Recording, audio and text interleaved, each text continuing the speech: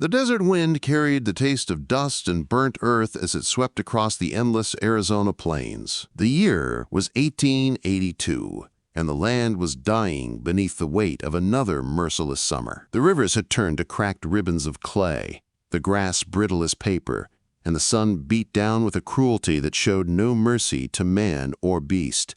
It was not a place for softness. It was a land that demanded strength, or swallowed you whole. Sarah McKenna pressed her handkerchief to her lips as the wagon jolted over another rut in the dry road. The grit stung her eyes, filled her mouth, and coated her tongue with the bitter taste of the frontier. She was only 19, too young for the hardness already settling around her heart. The ivory silk of her wedding dress, carefully folded in a trunk beside her, seemed like a joke out here. Silk and lace in a land of blood and dust. She was going home. Home to the Double K Ranch, to Thomas Hartley, the man she was to marry in just 4 days. His last letter had promised a life of comfort and safety, a proper house with glass windows and an apple orchard behind it. A dream. A quiet, ordinary dream. "Not much further now, Miss Sarah," called Jake, the grizzled driver, his voice nearly lost to the rattle of the wagon. "We'll reach the ranch before sundown, Lord willing." Lord willing. Out here, those 2 words meant everything. Sarah's fingers brushed the silver cross at her throat, her mother's. It had always brought her comfort, but today the weight of it felt heavier. The Arizona territory was still wild, its peace held together by promises written on fragile paper. The Treaty of 1880 had sworn an end to Apache raids, but treaties were thin things, easy to break, easier to burn. The other passengers rode in tense silence. A preacher and his wife clutched their Bibles as though the words alone could keep them safe. The mining company agent cleaned his revolver, glancing out the window every few minutes. Even the guards riding alongside seemed on edge, hands resting near their rifles. Everyone knew the stories. Wagons burned to their axles, settlers gone missing, bodies found days later under the unforgiving sun. Sarah tried to focus on the future. The wedding, the house, Thomas waiting for her, but unease crawled at the back of her mind. The land itself seemed to be holding its breath. Then it happened. The first arrow struck the wagon's side with a sound like splitting wood. Jake shouted something, but before the words could leave his mouth, a second arrow pierced his throat. He fell forward and the reins slipped from his hands. The horses screamed, rearing in terror. The guards fired blindly at the rocks and shadows around them. "Apache!" someone screamed. Chaos exploded. The preacher's wife sobbed prayers, clutching her husband. The mining agent tried to crawl under the seat, his pistol shaking in his hand. Sarah froze, heart hammering in her chest. Through the smoke and dust, she saw them, riders moving like ghosts across the ridges, painted in streaks of white and red, their movements as fluid as wind. And leading them was one who did not move at all. He sat tall on a black stallion, his hair long and dark as a raven's wing. Red and white paint marked his face, but his eyes, sharp, intelligent, and unflinching, were what froze her. He didn't join the chaos. He only watched, calm as a man judging the storm he had unleashed. "Nichi?" One of the guards gasped before falling with an arrow in his chest. "Son of Thunder." The name struck Sarah's memory. She'd heard it whispered in towns, carried on rumor and fear. Nichi, nephew of Cochise himself. A warrior who refused the reservation, who struck fast as lightning and vanished before the smoke cleared. Their eyes met across the smoke-filled distance, and Sarah's breath caught. In that one glance, something inside her shifted, a chill like cold steel running down her spine. The fight was short, brutal. By the time the dust settled, silence was all that remained. The preacher and his wife lay lifeless, hands still clasped together. The mining man lay face down in the dirt. The guards, gone. Only Sarah remained. Rough hands dragged her from the wagon, her dress tearing as she kicked and fought. "No! Let me go!" she screamed, but her words were swallowed by the emptiness of the desert. Then a shadow loomed over her. The warrior on the black stallion dismounted in one smooth motion, the world narrowing until there was only him. He smelled of leather, smoke, and the wild itself. His gaze locked on her face, unreadable. She struck him with her fists, her voice breaking with rage and terror. "You monster! Let me!" He caught her wrists easily, his grip unyielding but not cruel. "You fight," he said in accented English, voice low and even. "Good." "Kill me then," she spat, his lips curved. Not a smile exactly, but something close.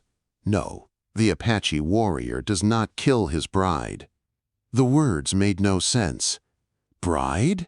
she echoed, her pulse thundering in her ears. He raised his voice, calling something in Apache.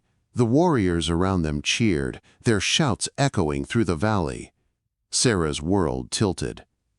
Bride? No, she was Thomas's bride. She had a life waiting.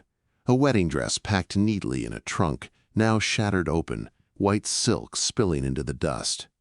"You're making a mistake," she said, breathless, trembling. "My fiancé, he'll come for me. The army will come." "They will find only wind and stone," Nichi said quietly. He mounted his horse, pulling her up in front of him like she weighed nothing. "Put me down!" she cried, striking his arm. "You'd die in the desert before the sun set," he replied, his tone flat, certain. "Better to live and fight another day, white woman." Behind them, the wagon burned, its smoke curling black against the sky. The preacher's cross glinted in the ashes. As they rode hard into the wilderness, Sarah made herself a promise through gritted teeth. She would not cry, she would not beg, she would find a way to escape. They might have taken her body, but her spirit was still her own. And if this man, this savage who called her bride, thought he could break her, he would soon learn that some fires only burn hotter when tested. The desert swallowed the world around them as Nichi's war party rode deep into the mountains. Sarah clung to the horse's mane, her wrists bound, her back pressed against his chest. The wind stung her eyes and whipped her hair across her face. Every muscle in her body ached from the unending motion, but she refused to let him see her weakness. When the sun sank behind the red cliffs, the warriors finally stopped near a spring hidden between tall rocks. They spoke in low voices, tying the horses and setting a small camp. Nichi slid from his saddle, then lifted Sarah down before she could even protest. Her legs trembled, but she forced herself to stand straight, chin high. "Untie me," she demanded. He looked at her for a long moment, the firelight reflecting in his dark eyes. Then, without a word, he cut the leather cord around her wrists. She rubbed her hands, the skin raw and sore. "Why did you take me?" she asked, her voice shaking with anger. "I did nothing to you, to any of you." He didn't answer at first. Instead, he handed her a water gourd. "Drink," quote. "I said, drink," he repeated firmly. "The desert kills faster than bullets." Pride warred with thirst. She snatched the gourd from his hand and drank deeply until she coughed. He took it back with a faint sound that almost resembled amusement. "Slowly," he said. "The desert takes those who are greedy." Sarah glared at him. "You talk about the desert like it's your god." He met her eyes without flinching. "It is." They sat in silence for a while, the crackle of the small fire filling the emptiness. Sarah's mind spun with thoughts of escape. The canyon walls looked climbable in the dim light, and she wondered how far she could get before he caught her. She knew he would. Something in his movements told her he'd been born in this wilderness, that the land itself whispered its secrets to him. Still, she had to try. When the warriors settled into sleep, she rose quietly, moving toward the shadows. Her heart pounded as she crept past the horses and reached the edge of the rocks. She had just started to climb when a voice behind her cut through the night. "Foolish woman," quote. He was there, silent as a ghost. Before she could scream, he caught her wrist and pulled her down. She struck at him with all her strength, but he caught her arms easily. "Let me go," she hissed. "You would die before morning," he said calmly. "Scorpions, coyotes, no water. You think the desert cares for your courage? I'd rather die than be your prisoner." He studied her for a long time. "You speak of honor like you know it. Tell me, white woman, Where was your people's honor when they took our children, when they burned our homes? She froze, anger and guilt warring inside her. I never burned anyone's home, she whispered. And my sister, he said quietly. She was 12. Soldiers said they would make her civilized. She died before winter came. His voice was low, steady, but the pain beneath it was raw. So yes, I take what is theirs. Let them feel what they make others feel. Sarah looked away, her throat tight. She wanted to hate him, but she couldn't ignore the sorrow behind his words. You can't punish the world for what it did to you, she said softly. He released her and turned away. Sleep. Tomorrow we ride. When she lay down on the hard ground, exhaustion pulled her into uneasy dreams. Flashes of home, her mother's voice, and Nichi's face, lit by firelight and shadow. The next day they reached the mountains. The air grew cooler, filled with the scent of pine. Sarah's wrists were still free, but she knew there was no chance of running. Even if she escaped, she'd never find her way through these twisting trails. As they entered a narrow valley, she saw smoke rising in the distance. The Apache village. Her stomach tightened as they rode through. Children stopped playing and stared. Women paused in their work, some whispering, others spitting in the dust. Sarah felt their eyes on her like knives. Nichi sat tall and silent behind her, his arms steady at her waist. They stopped before a large wickiup marked with painted symbols. An elder emerged, tall, lean, his hair white as bone, his eyes sharp and full of judgment. Why bring her here? The old man asked in Apache. Sarah didn't understand the words, but the tone needed no translation. Nichi answered in the same language, his voice measured but firm. The elder replied sharply. The crowd murmured in agreement. Then, to Sarah's shock, a young woman stepped forward. She was beautiful once, but a long scar cut across her cheek. Her voice, when she spoke, dripped venom. You bring death here, Nichi, she said in rough English. Your white woman will call her people. They will come with guns, kill us all. She's not my woman, Sarah snapped before she could stop herself. The woman's eyes narrowed. Then you are no one's woman, and no one's safe. Before Sarah could move, the woman grabbed her hair and yanked her to her knees. Pain shot through her scalp, but she didn't cry out. She looked up, meeting the woman's gaze with pure defiance. Enough! Nichi's voice thundered through the camp. The woman released her and stepped back, but her glare promised this was not the end. The elder raised his hand for silence. He looked at Sarah, then at Nichi. You take her, he said slowly, switching to English. She lives or dies among us. If she breaks, the desert takes her. If she learns, maybe she stays. Sarah didn't fully understand, but she caught the meaning in his eyes.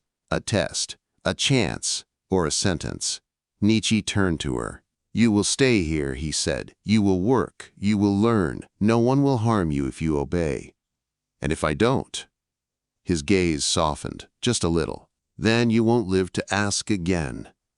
He left her then, standing alone in the center of the camp, her torn dress fluttering in the dry wind, her heart pounding. Sarah looked at the people who hated her, the land that could kill her, and the man who had stolen her from everything she knew. She was afraid. But under the fear burned something fierce and steady, the same fire that had carried her mother through hardship, the same defiance that no desert could burn away. If this was her prison, she would make it her battlefield. And she would not break. Wait, before we move on, what do you think about the story so far? Drop your thoughts in the comments. I'm really curious to know. The sun rose over the canyon in shades of gold and blood, and with it began Sarah McKenna's trial among the Apache. Her hands bled from grinding corn on rough stones. Her back ached from carrying water. Her skin, pale when she arrived, turned raw and blistered under the desert sun. Still, she worked. She did not complain. By the third day, even the scarred woman, Lilu, who had mocked her at every turn, began to watch her differently. When Sarah stumbled, she offered no help, but neither did she sneer. Perhaps she, too, was waiting to see whether the white woman would break. That afternoon, while Sarah scrubbed clothes in the river, A shadow fell across her. She looked up to see Kuruk, the broad-shouldered warrior whose stare had always made her uneasy. His grin was cruel. "You work like Apache now," he said in broken English.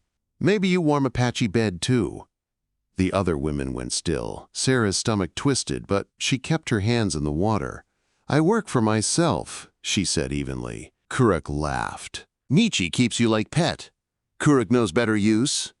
He stepped closer. "Leave her." The voice came from behind.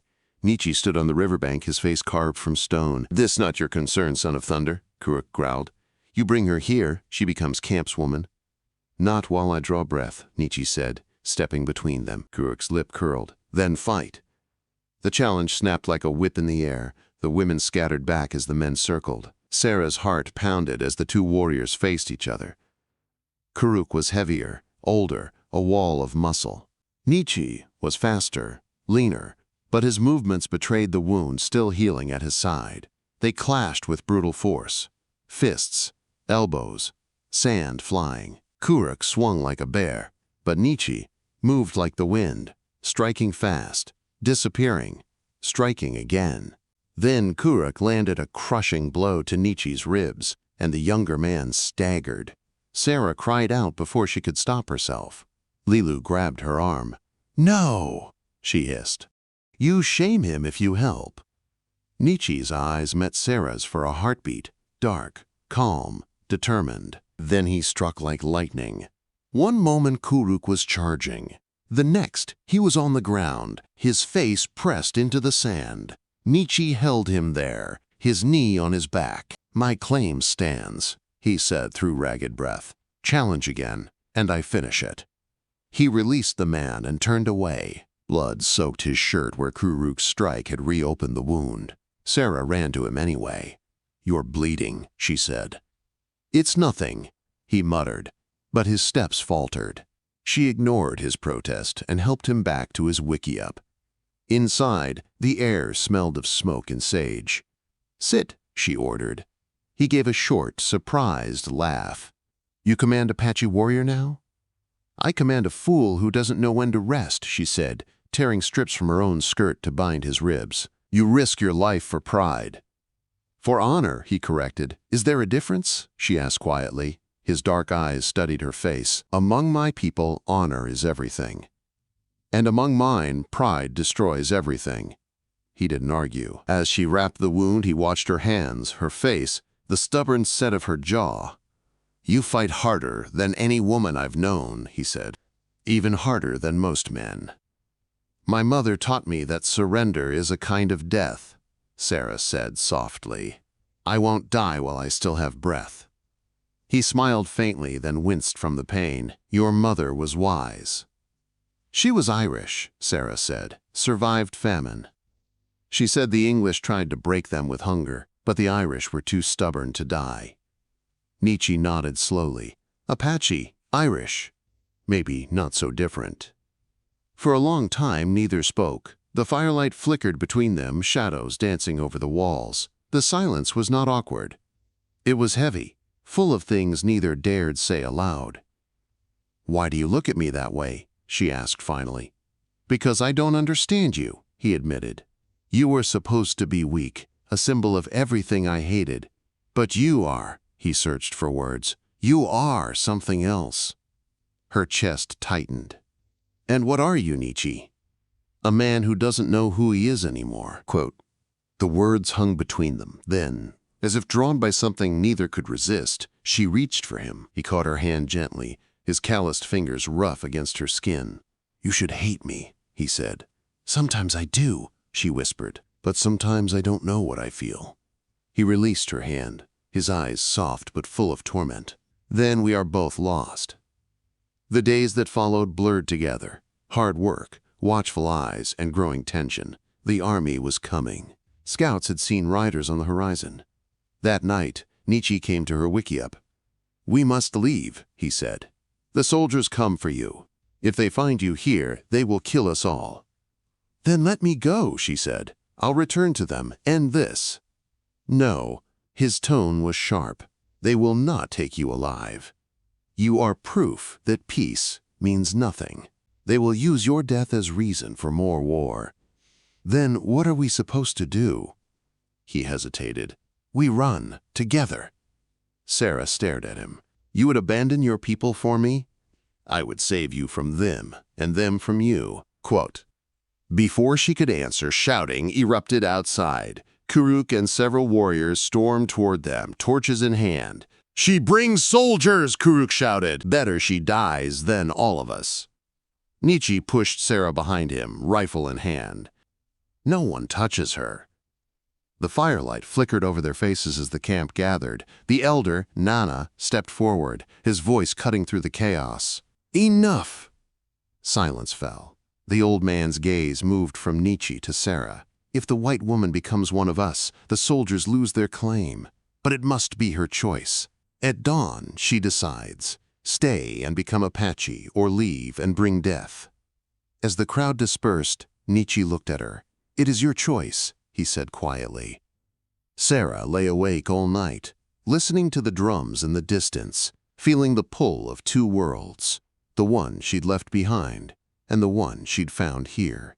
At sunrise, she stood before the tribe, her face painted with sacred clay. I choose, she said. I choose to stay. The old man nodded once. Then today, you are reborn. Quote. That very hour, dust clouds appeared on the horizon. Soldiers marching fast. The camp scattered into the canyon. Gunfire echoed through the rocks. Sarah stood beside Nichi, rifle in hand. Go, he shouted. Find safety. But she didn't move. I'm not running, she said. Not again. When the soldiers reached the ridge, she saw Thomas Hartley among them, calling her name. Her heart twisted. Sarah, come down, he pleaded. You're safe now. She shook her head. I'm not your prisoner. I chose this. He stared up at her, disbelief in his eyes. They've changed you.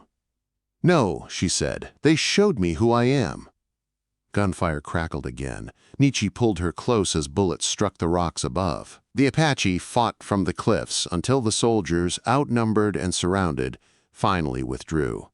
When the dust cleared, Thomas called one last time. Be happy, Sarah, wherever you are. And then he was gone. Sarah turned to Nichi. You stole me, she said softly, but you also freed me. He looked at her, eyes dark with emotion. No more stolen bride. Now you are free to choose. Quote, I already have, she whispered. The wind swept through the canyon, carrying away the last echoes of battle. Together, they walked toward the mountains, leaving behind the ashes of the world they'd both outgrown. The desert had taken much from them, but it had given something greater. A love born of fire and defiance. A bond strong enough to outlast even the unforgiving land itself. The Apache warrior had stolen a bride, but in the end it was her spirit that conquered his.